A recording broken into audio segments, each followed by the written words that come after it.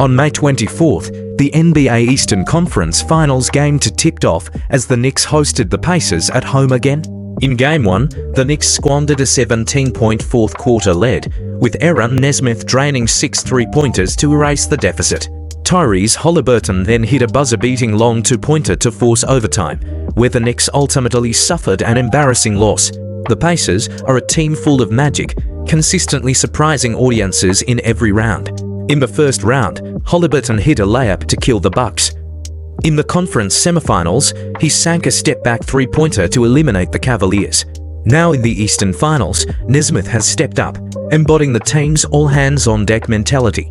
While many NBA teams have depth, few can elevate their collective ceiling like the Pacers, who maintain a 9-man rotation in the finals, energetic, role-defined, and showing clear signs of a super underdog charging toward the championship.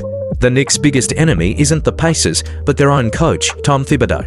During the regular season, Thibodeau relied on a starting 5 workhorses strategy, particularly leaving OG Anunoby, Jalen Hart, and Mikal Bridges without adequate rest, no substitutes in sight. This overworked starting lineup and underutilized bench has led to a stark playoff stat. The Knicks' starting 5 has a -9.0 net rating per 100 possessions, a rare occurrence for a conference finalist in the past decade. For instance, Bridges' on-off differential is -28.1, Anunoby's -20 for .8, and Karl Anthony Towns' to .8. The team performs better when these starters are on the bench. Though Thibodeau increased minutes for Mitchell Robinson and Emmanuel McBride in Game 1, he still clung to his starters in clutch moments. Adding to the chaos, Anunoby and Towns had a public disagreement in the final moments of regulation, with Jalen Brunson mediating signs of unrest within the Knicks locker room, as noted by US media. First quarter, the Pacers started hot, with Pascal Siakam hitting a tough turnaround jumper, stealing the ball for a layup, and dominating the post against former teammate Anunoby. He then threw down a fast break dunk off a Haliburton pass. Anunoby traded three-pointers with Siakam, while Nesmith kept the Pacers' offense firing. Midway through the quarter, the Pacers built a double-digit lead, but Brunson led the bench to a 10-0 run. By the end of the quarter, the Knicks edged ahead 26-24. Second quarter, Siakam continued his unstoppable scoring, but Towns answered with back-to-back buckets, giving the Knicks control. When the Knicks pulled ahead, Andrew Nembhard and Benedict Shepard sparked a three-point barrage, while Obi Toppin and Brunson helped the Knicks maintain a slim lead. At halftime, the score stood at 52-49 in favor of New York. Third quarter, Siakam and Haliburton kept the Pacers firing, with Siakam draining three-pointers and Haliburton speeding to the rim for dunks. Towns matched their energy, but Haliburton and Siakam briefly stalled the Knicks. Anunoby hit a layup and three-pointer to stop the bleeding, while Brunson and Bridges ignited a late rally to tie the game at 81-81 entering the fourth quarter. Towns drew fouls early, but TJ McConnell and Miles Turner powered the Pacers' interior. Shepard and Siakam hit critical three-pointers to stretch the lead to 9 points. Bridges and Brunson clawed back with tough drives and triples, but Turner and Nesmith stabilized the game with inside-out scoring. In the final minute, after the Pacers intentionally fouled, OG Anunoby and Hart cut the deficit to 5 points. But Nesmith's free throws and Haliburton's dagger three-pointer sealed the 114-109 win for Indiana, giving them a 2-0 series lead. The Knicks led by 2 points in Q1, 1 point in Q2, and trailed by 3 in Q3, with the game remaining tight throughout. Yet the Pacers' road dominance 2-0 lead exposes the Knicks' systemic flaws. Pascal Siakam's revival, the Pacers' star forward opened game 2 with 11 quick points, showcasing his full arsenal. Post-ups on Anunoby, fast break drives against Bridges, off-ball cuts, and spot-up three-pointers. Underrated despite leading the Raptors as a solo star, Siakam is now one of the NBA's most technically polished forwards, boasting a reliable mid-range, game 38% plus 3 PT shooting into seasons with Indiana and blistering transition speed. He scored 21 of Indiana's first 33 points, reminiscent of his 2019 NBA Finals breakout 32 points on 14-17 shooting versus Golden State, where his mid-range and transition game proved unstoppable. Today, Pascal Siakam went 15 of 23 from the field and 3 of 5 from 3, dropping 39 points, the highest playoff score by a Pacers player since the Paul George era and a career playoff high for Siakam, just 1 point shy of 40. The Knicks fell behind by 10 points early due to Siakam's dominant scoring, but the introduction of Mitchell Robinson changed the game. Almost immediately after entering, Robinson began snatching offensive rebounds, increasing the Knicks' offensive margin for error. His rebounding didn't just extend possessions. It also stifled the Pacers' transition offense.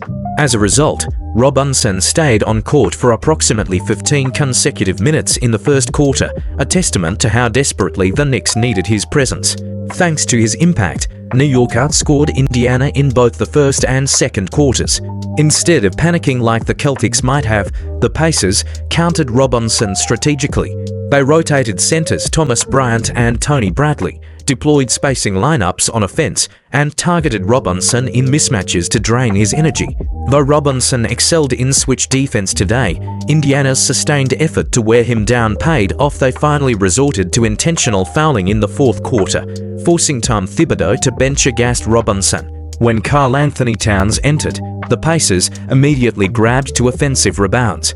Robinson logged nearly 30 minutes today, a playoff high and the second most of his season, while Towns played just 27 minutes and was benched for most of the fourth quarter.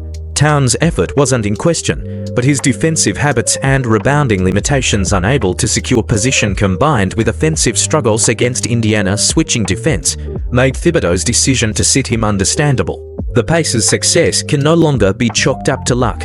In Game 1, Tyrese Haliburton 30+ and Aaron Nesmith 30+ led the charge. Today, with both scoring just 14 and 12 points respectively, Siakam stepped up. Remarkably, 6 different Pacers players have been the team's leading scorer in these playoffs, all 5 starters plus bench contributor Benedict Shepard. This is a team that truly plays team basketball.